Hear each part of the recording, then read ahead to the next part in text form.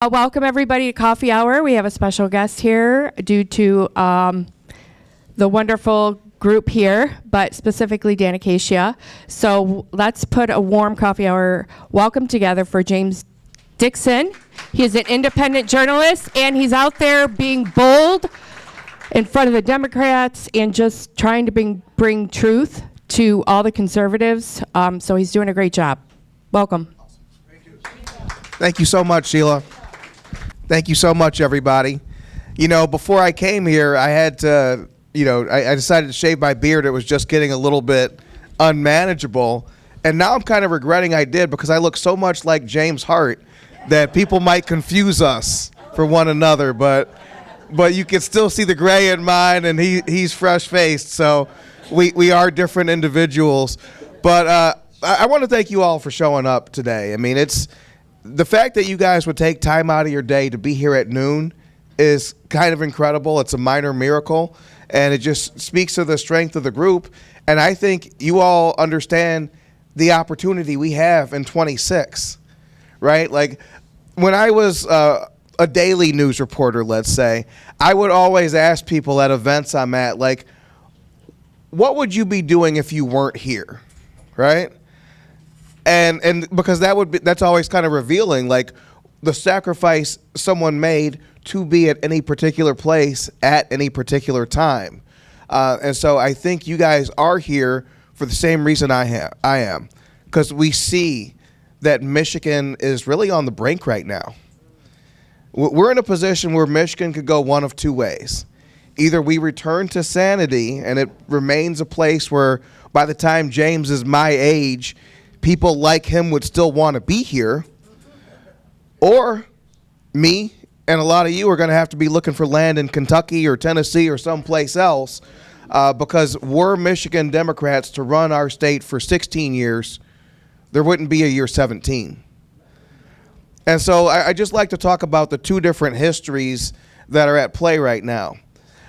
If you watch the national news, which I think is something that always should be avoided because there's really no such thing, right? I believe news is local, and I believe politics are local. But if you watch the national news, they'll tell you that 26 is a midterm election. And I hate that word. I hate that word because when you say it's a midterm election, what it's conditioning your average Republican to do is to stay home. See, you guys, if you're here on a Tuesday at noon, you're hardcore. You guys are voting. But how many of your friends don't vote unless Sean Hannity mentions that there's an election? And so I think, I call it continue watching conservatism. You could call it Fox News conservatism, where so many in our movement, you could sit there and watch Fox News all day on election day and never be told to go vote. And so there's a big difference between watching politics and consuming it as entertainment and the heart of politics, which is politics is for power. It's for gaining and amassing power and then using that power to make your people's lives better and your opposition's lives worse. And as terrible a president as Joe Biden was, he understood that. As good of a president as Donald Trump is, he understands that. And so we can't think that politics exists for any other reason than to make our lives better, than to make the world look like we want it to look. And so the first thing I would say is that going into this election cycle, I would have you know this. In 2027, Michigan is going to reflect someone's values. Someone's going to win. Someone's going to have all that power. Why not us? Right? So national history says if this is a midterm election, then you can expect the president's party to do poorly, which in this case is Republicans, which in this case would be bad news for all of us.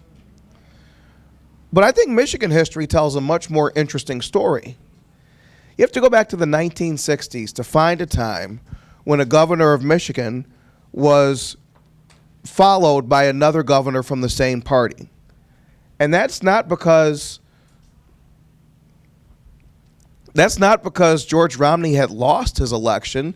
He actually was elevated. He got a chance to work for Richard Nixon at HUD, and his lieutenant governor took his place. So ever since then, we've been trading the governor's office back and forth, Democrats and Republicans. No one holds it for too long. And so Michigan history says we're the ones who are due. Now, you probably didn't think much of it when Gretchen Whitmer got elected governor, right? At the time? Because it sure ended up affecting us quite a bit, right? Did you ever imagine you were electing someone who would decide whether you could work and support your family? I didn't understand that to be a power of the governor's office. I still don't, right? I didn't think that we'd be electing someone who would decide who's essential and who's not essential. I didn't think that for all the talk about the damn roads, the roads would still look like what I just traveled on, right? And so the question I need you guys to ask your friends as you talk politics, because let's think about who's here right now, right? If you're here at noon, chances are you're the people within your friend group that when Mike Duggan ran for governor, hey, is this guy really an independent? What do I need to know about him? When Carla Wagner was pushing Axe My Tax, hey, do you think this thing could actually pass?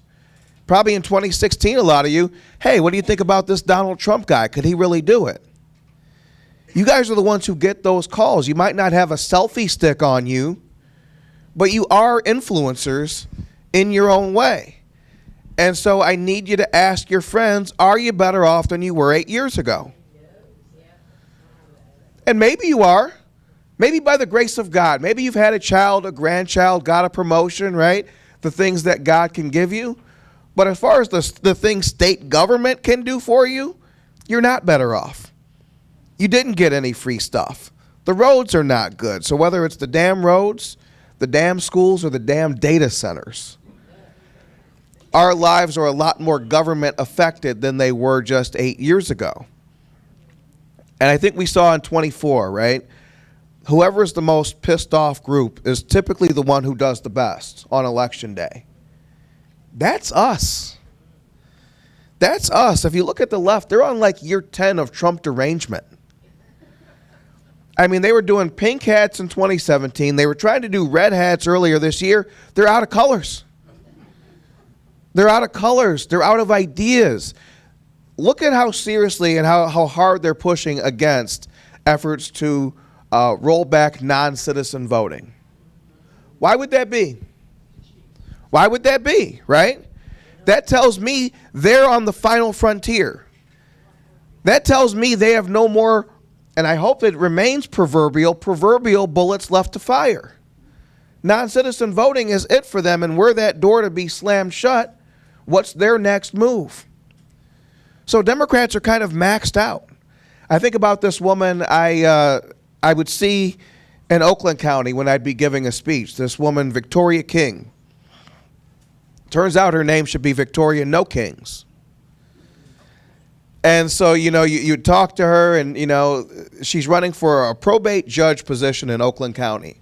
You don't think much of it. And then I got a text from a friend saying, hey, if you see this woman out, make sure to not sign her stuff or let anyone else sign her stuff. She's a No Kings protester. She, pals around with UAW and big labor. Everything she does is Democrat-based. And yet here she was at meetings where I was speaking. Now, why was she there? To harvest our power. She'd sit there at a 3-hour meeting and maybe come home with 15 new signatures.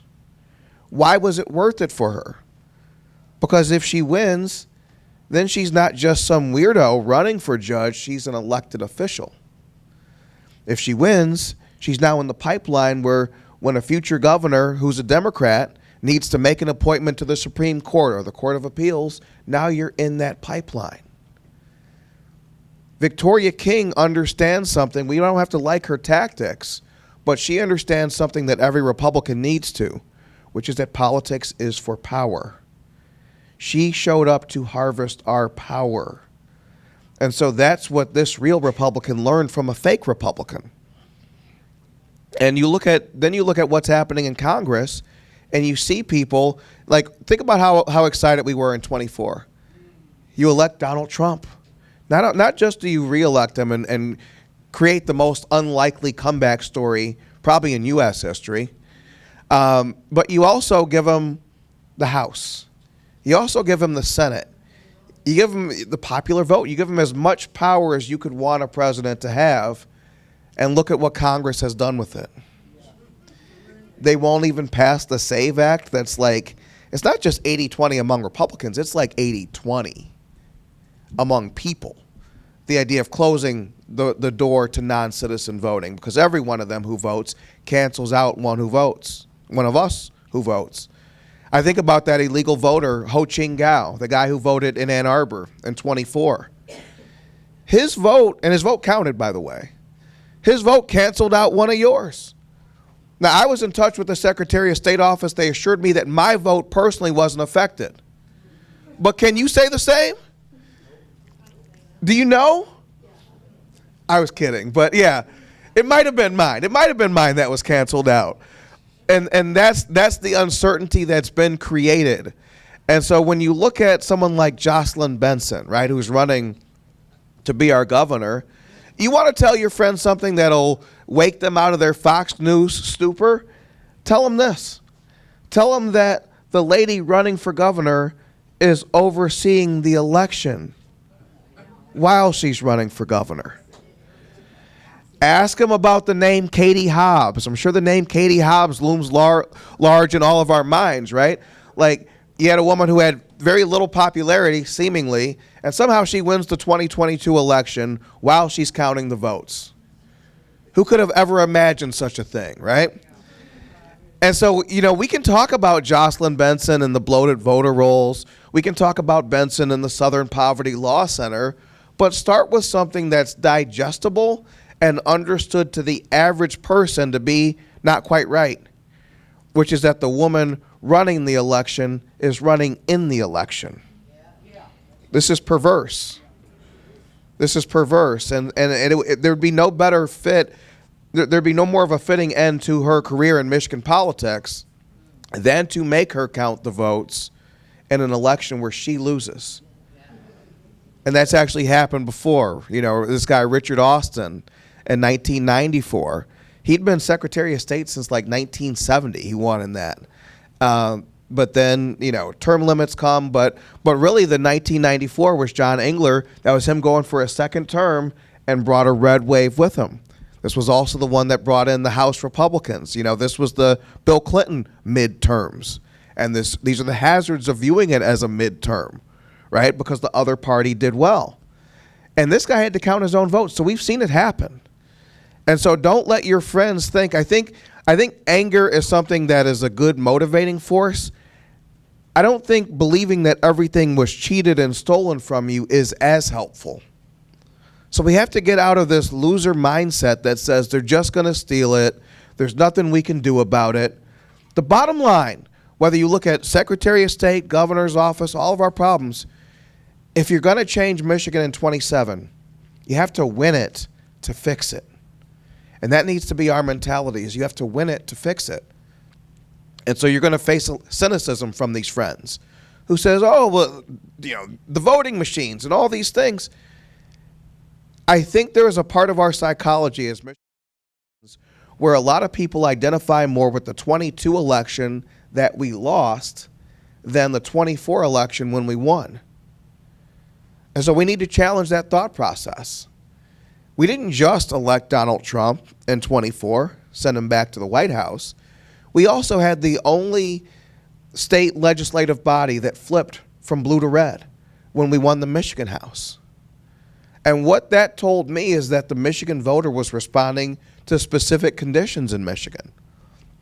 Democrats held all the gavels in Lansing, the House, the Senate, the governor's office, for just 2 years. By the end of it, they weren't even getting along with each other, the Democrats. With just 2 years of them having power, we had enough taste of theirs in our mouth that we spit it out, and we rejected them. And that's the mentality we have to bring into 26. Now we have a chance to come in and get the Michigan Senate. And so imagine it's January 27, Republican governor, Republican Secretary of State, a guy you guys all know, Anthony Forlini, heck of a guy, Republican Attorney General. Now imagine 2030, right? Let's imagine 3 statewide officials, and appearing opposite them in the U.S. Senate race is Alyssa Slotkin. That's not a very favorable circumstance, is it? We're a state that almost always reelects statewide incumbents. You have to go back to the year 2000 to find a statewide incumbent in Michigan who lost. Unfortunately, that was our guy. That was Spence Abraham running against Debbie Stabenow. And so we are 0 for 11 in the last 11 U.S. Senate races in Michigan. But you look at it right now, you got Mike Rogers, well-funded, strong candidate. He's knocked all the rust off from his time off, outside of politics, and he comes in with the head of steam. He's up against 3 Democrats who don't like each other and are not helping each other by continuing this race. They're pretty much going to fight up until the primary and then have 3 months to pivot to Mike Rogers. So if you look at Michigan as an extension of national politics, you have a lot of reason to be worried about November. But if we make politics local again, and talk about the specific conditions in Michigan, who crashed our state, and what we're going to do about it, that's a much different dynamic. And so I just want us to see the opportunity that we have. We have to take a positive mindset into this thing and say history is on our side. Conditions, as far as us being the aggrieved party, is on our side. But it's going to take some discipline. When we hear our friends talk about the midterm election, we're going to correct them. It might be a midterm in 49 other states. But in Michigan, this is our final exam. This is it. This is it. And it might not be this in Minnesota. It might not be this in California. But in Michigan, either we save Michigan or Michigan won't be saved. Nor will it be salvageable. Because what the Democrats are going to do is they're going to run off all the decent people like us. People who have other options and other things to do. And they're going to rule over the ash heap. And then once we leave, there won't be enough good people to stop them, to fight them. And then we're lost. And then we're no longer a swing state. We're no longer something that attracts the eyes of the world. At that point, we would just be a lost cause. A little bit about me. So, as Sheila mentioned, my name is James David Dickson. I have the James Dickson podcast. I'd like to, if we could start with you. You don't have to sign it, but I have a sign-up sheet for the podcast. Basically, if you'd like to sign it, if you'd like to get on the list, I talk about these things. I spent a lot of time and a lot of energy earlier this year. You know who I spent most of my time talking about so far? Mike Duggan. Mike Duggan. The scenario that always worried me about the 26 election was this, right? Where Jocelyn Benson is an obviously poor candidate, bad at her day job, and just attackable from a million directions. So Democrats say, okay, she's bad. We're not going to go with her. I mean, her campaign literature is pink and purple. Her slogan might as well be, I'm with her. Nothing but the most extreme of feminists, girl bosses, and the weakest men would support Benson. And so what I feared is Jocelyn Benson bottoming out early, like she has, and then people saying, well, wait a minute, we got another choice. We can go with Mike Duggan. Yeah. And in that event, if those Democrat defectors were then joined by what I call Tigers game Republicans, you know the guy. He parks 2 blocks from the stadium. That 2-block walk is nice. Ballpark is nice. You get a drink with your wife afterward, and you come out thinking, Detroit must be back, and Mike Duggan must have brought it back. I mean, hell, on the way in, I passed a billboard that said Mike Duggan's the most effective mayor in America. Must be true, right? I saw it. It exists. And so that's what worried me. Every room I went into, there was a few Duggan-curious people there. And so I viewed it as my job to kill off the Duggan-curious among the Republicans, and apparently it worked. I mean, so the guy realized he couldn't make the math work. He couldn't make the numbers work. How you doing? Real good. And so that was what worried me. So you're going to hear some Republicans who are like, "Oh man, the math worked out better when Duggan was in the race because it's a three-way dance and two Democrats are going to split the vote." That's not how I see it. The way I see it is that without Mike Duggan in the race, who gives some dint of being a centrist, right? I don't think his record bears that out, and I was explaining it before I was robbed of the opportunity. I didn't think the guy was going to drop out by Memorial Day. See, I overestimated Duggan. I thought he had the heart. Turns out he didn't. Turns out Duggan was not very dug in. I'm copywriting that, so don't a little bit. But Dirty Dirt Duggan. Dirty Dirt Duggan, yeah. And so with Duggan gone, where is the Tigers game Republican to go? They're going to come back home. Are they really going to go for another girl boss? No. I doubt it. I doubt it because there's big differences between Whitmer in 2018, who by that point had been a lawmaker, had a lot of friends in Lansing, even in the Republican Party. I mean, her first term as governor, she signed 1,000 laws with the Republicans. So the idea that she'd be able to work with everybody actually did bear itself out, right or wrong. I think it was wrong. Jocelyn Benson doesn't have those relationships. She's not a moderate and not viewed as a moderate. And so without a Democrat there, without a second option, without someone who gives the appearance of moderation, I think we're in good position. It's also true in the U.S. Senate race. I think, Senate candidates obviously run solitary, but spiritually, I think Alyssa Slotkin is Mike Rogers' running mate right now. Because Alyssa Slotkin presented herself as a moderate that whole election. I remember I was at the car shop one time and I swear I only saw it once, but I saw a commercial where Slotkin was saying she was going to put on a sheriff's badge herself and deport people at the southern border. She said she was going to do it. And so that's obviously not how it went, right? She becomes a U.S. Senator, then she immediately starts committing sedition. Point being, and it's the same point I would say about Duggan. Remember those commercials that used to say there is no safe cigarette? There is no sane Democrat. The Democrats are unsafe at any speed. And so I think regardless of who the candidate would be, Mike Rogers is well suited against them. And I think regardless of who the governor candidate would be, I'm sure everyone has thoughts on who it should be, but I hope we're all grown enough to rally around whoever it ends up being. We've seen some cracks in the blue team these last few years. Remember after Biden, you heard so much about blue no matter who? And then they elected John Fetterman as a U.S. Senator, guy whose brain didn't even work. And it really seemed like Democrats would elect just anybody. Okay, but if that were still true, why did they feel the need to replace Biden in 24? If the theory was Democrats would elect whoever you put in front of them, why did they feel the need to replace Biden? Because it's not true. Why did they just put forth the least electable slate ever? So I live in Oakland County.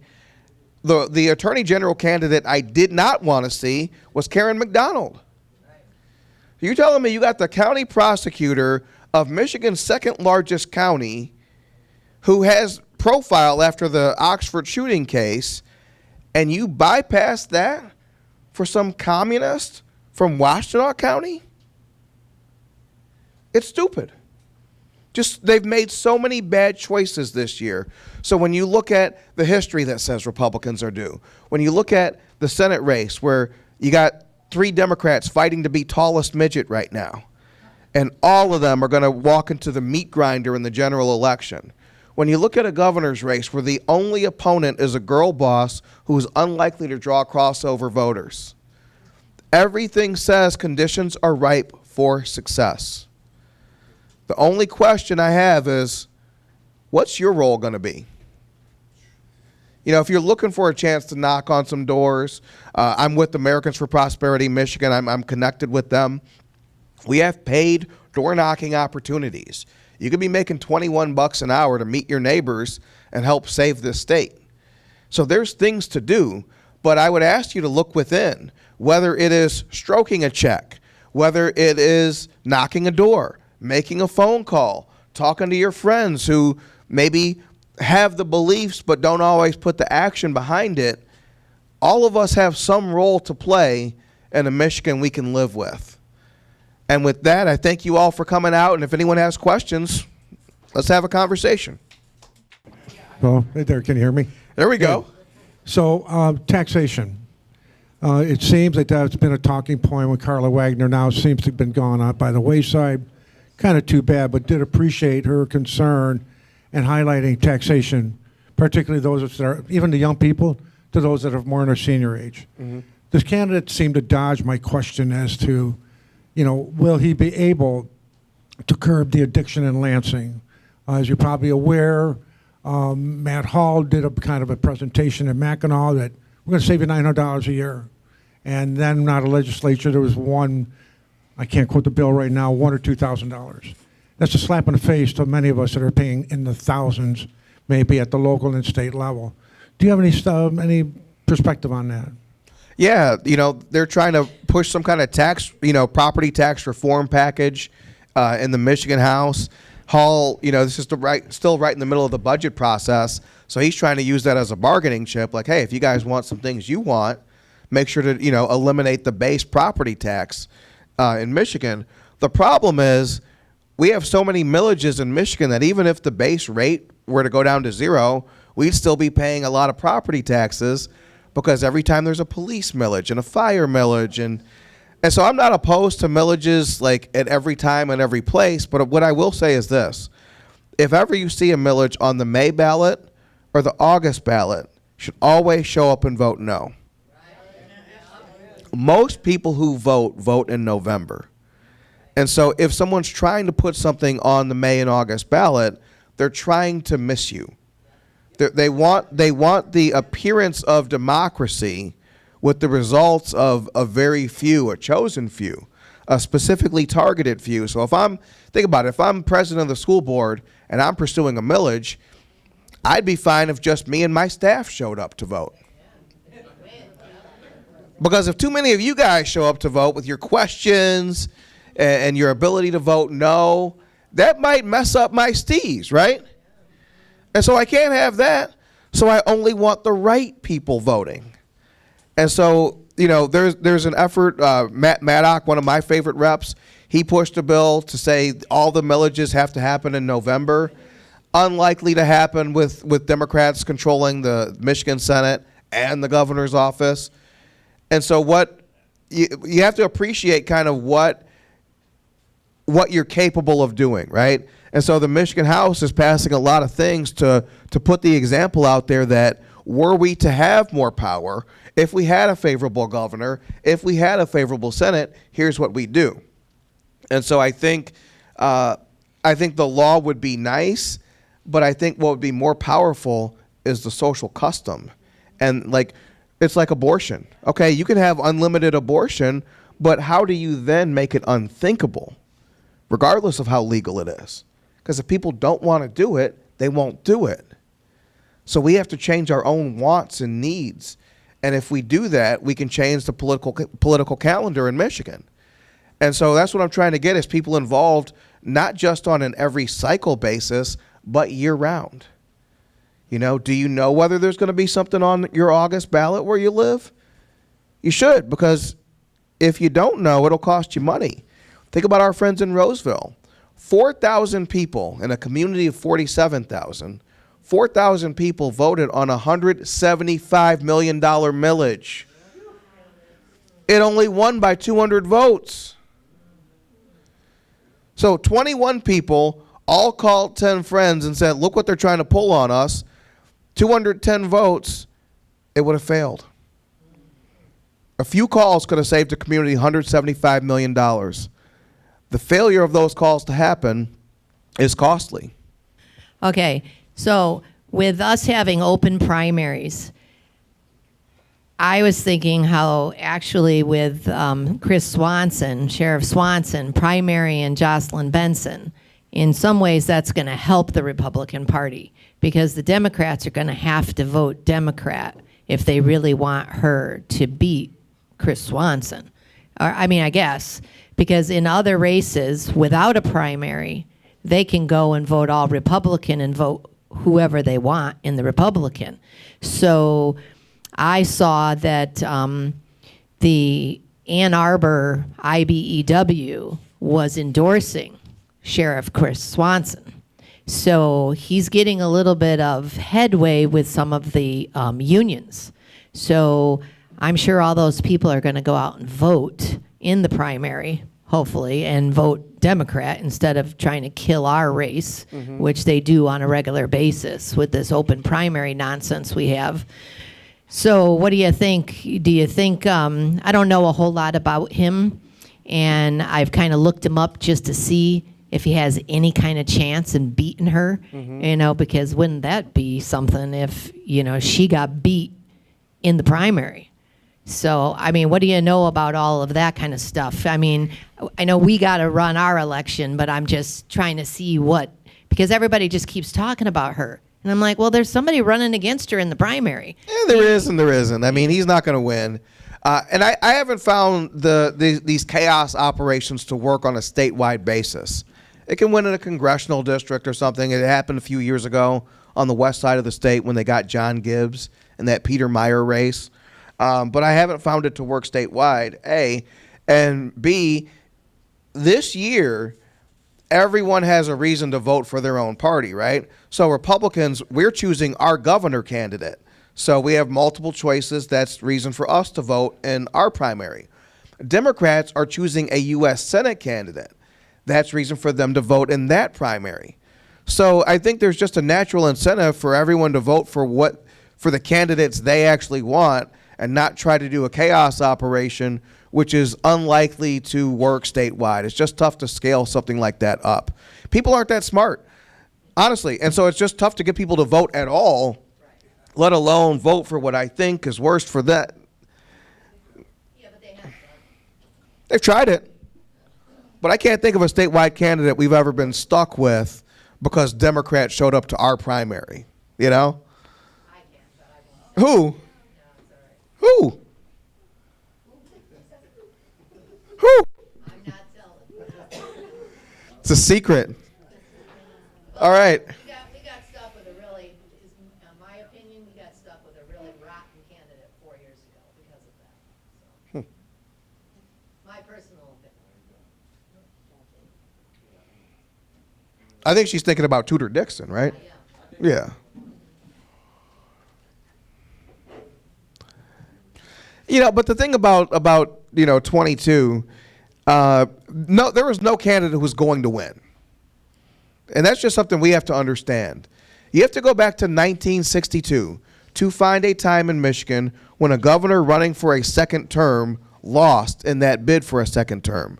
That was John Swainson going up against the guy we talked about earlier, George Romney. You have to go back to 1990 to find a time when a governor, period, lost their bid for re-election, and that was Jim Blanchard running for a third term. Okay, then you also had Richard Austin lose in 94, the Secretary of State, and then you had Spence Abraham, the U.S. Senate candidate in 2000. So that's like 4 examples in 60 plus years of statewide candidates losing. So the idea that James Craig would have made that much of a difference, or Kevin Rinke or Perry Johnson, John Engler would have lost in 22. And so, but that's actually good news, because if you were never going to win 22, then that means it didn't have to be stolen, wasn't stolen, it was closer to inevitable. So because 22 wasn't a legitimate opportunity, that's what makes this a legitimate op. We've never had 4 statewide seats all open at once, no incumbent. So if we can get our mind right toward what happened, then we can see the opportunity we have to make something happen. Yes, ma'am, I see you there. I see you with the microphone, young lady. We keep getting past it, so we're just holding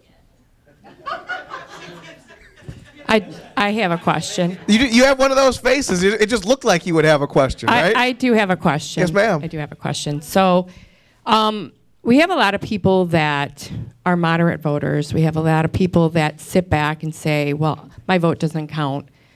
So what do you say to those people now? Because, I mean, I can continually see, like, the moderate people, the people that are, like, middle of the road, which I think are a lot more people than we think, than there are conservatives and Democrats. I think we have a lot of middle of the road people. We saw that with the President Trump's election. A lot of independent voters came out and voted for him because of Maha.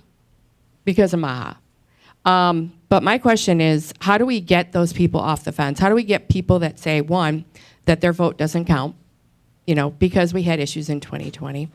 And then secondly is your moderate voters, how do you get them to lean, because we don't have Maha on the ballot, how do you get them to lean a little bit more conservatively?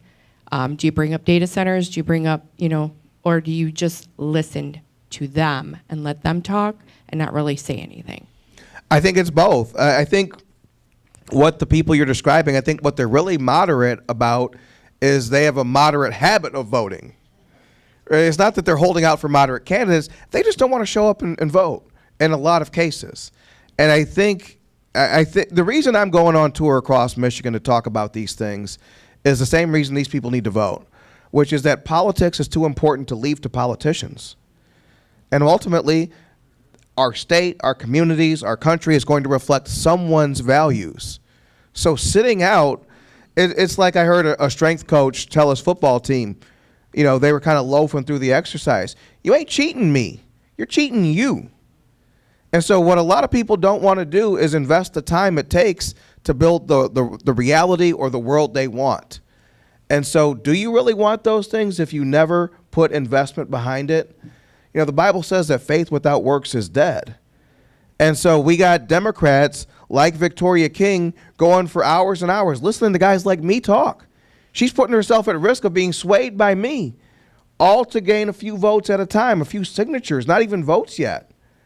And I got to drag you to stop property taxes from being raised on your own house?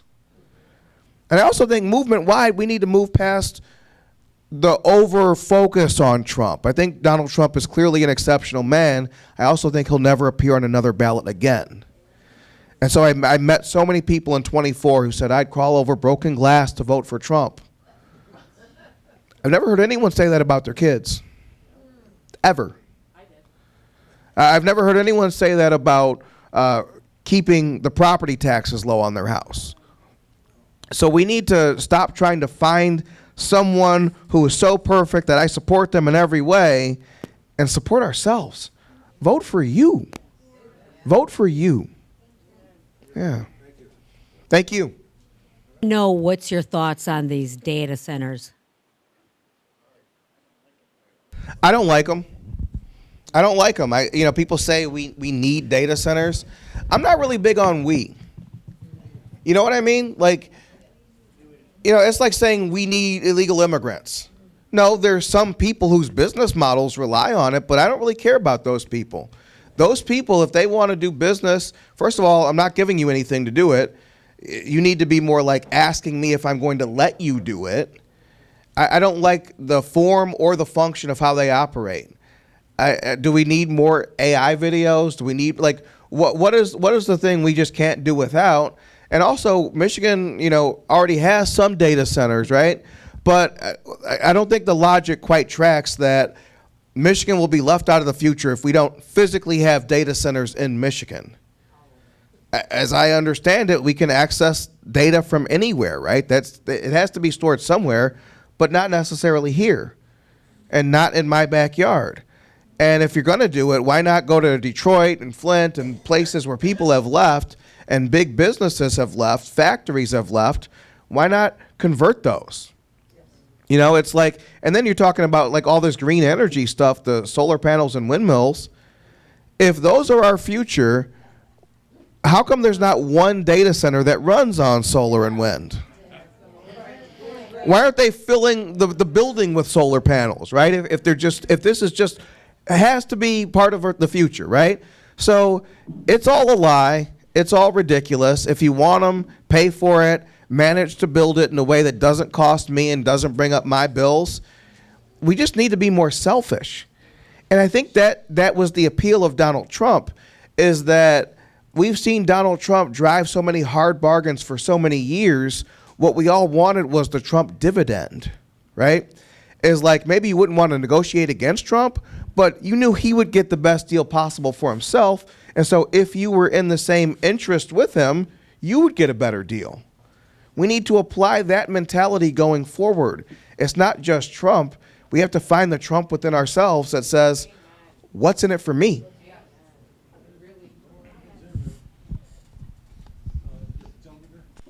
I think I'm on. I think someone who really helped us at one time was Hillary Clinton when she called us all deplorables. Oh, yeah. Yeah.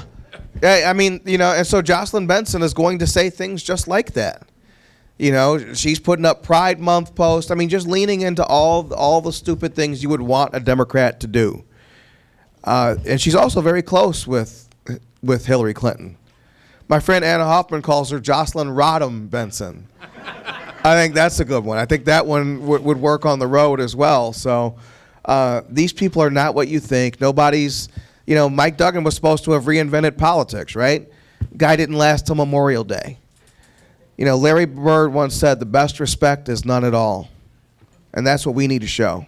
And one other thing, what did Gretchen Whitmer walk away with when she went to see Davos with all her buddies? Yeah, did she get come with a full purse? What she spent is $6 million of our money. Right. Then next thing you know, she has a speaking role at Davos with the World Economic Forum.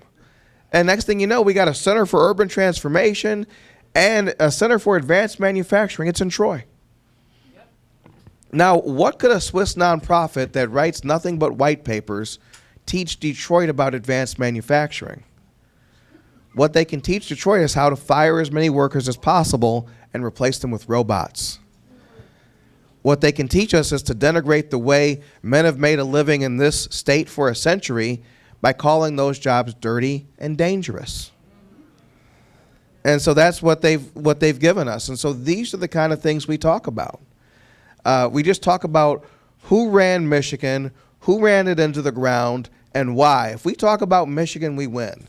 If we're talking about Iran and Venezuela and Minnesota, things are going to go sideways.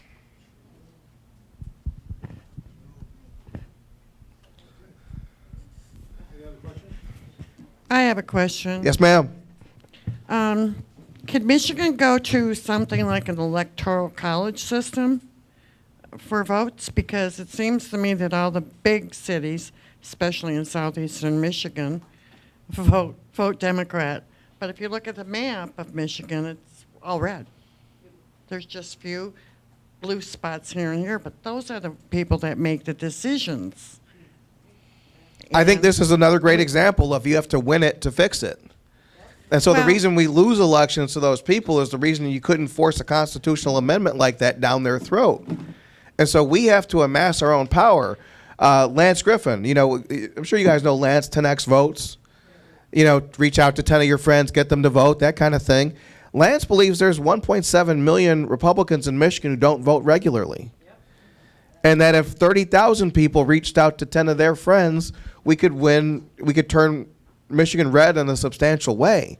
So I think a lot of times people get attracted to these big ideas, but there's a lot of blocking and tackling that has to happen. And so any idea that they present as a constitutional amendment, okay, where's the $30 million? Because that's what it's going to take to pass it. So. And why is that? Why does it take $30 million? Because you have to first get the signatures for it. Yeah. Then you have to manufacture the consent to get it across the goal line.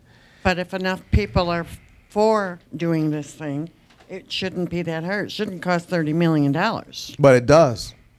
Yeah, on purpose, though. I mean, Proposal 3, the baby killing amendment, they that was just- a $30 million campaign, and then the against side spent a lot less money. So it matters who's asking the question also. The only thing in Michigan politics that happens automatically, in November, they're going to ask us if we want to do a constitutional convention. Yeah, kind of. That happens every 16 years. And it typically fails because it doesn't matter if the idea is good or bad. That idea needs a champion. It needs human beings to rally the cause, and there's just not any. So, if you want to change the Constitution, that's going to be an uphill battle.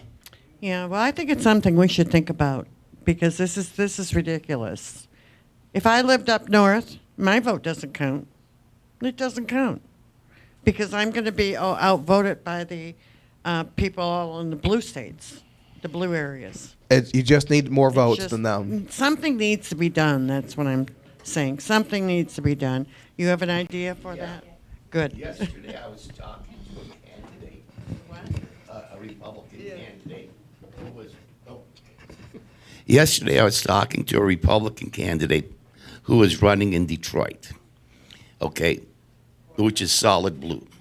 And he said he got 0, 0, 0 support from the Republican Party. He was all out on his own in deep blue Detroit. So, I've been noticing this through the year. I understand that we're going to put our money into a place where we will win.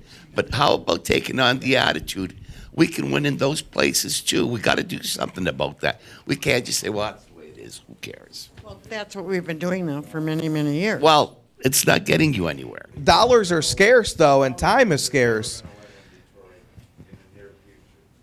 Right, and that's the reason he didn't get support is because it wasn't viewed as a winnable race. Well, with an attitude like that, we never will win. No, I mean, Okay. there's just a reality of so for instance, Attitude like that. You go and check and ask everybody in Detroit who they'll vote for. I know what And you'll get 95%. All right, we're done. yeah, it's just so. Decade after decade. So let's think about it like this. Let's think practically, right? Another reason I don't like the midterm. So we have 14 Washington jobs up for grabs, right? The U.S. Senate and then the entire 13-member U.S. House delegation. We have 151 Lansing jobs up for grabs. So when I say it's not a midterm, it's literally not. This is a Lansing-focused election, not a Washington one. Of those 13 U.S. House seats, there's maybe 2 that are going to be viewed as nationally competitive, which means that it's not going to attract the money. These guys are focusing on 10 races.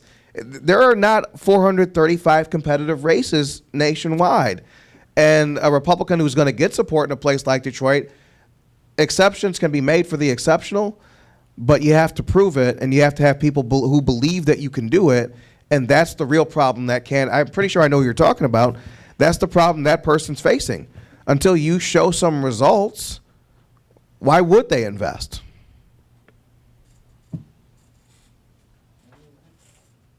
All right. All right, Any thank questions? you so much. Thank you. Thank you. Thank you so much.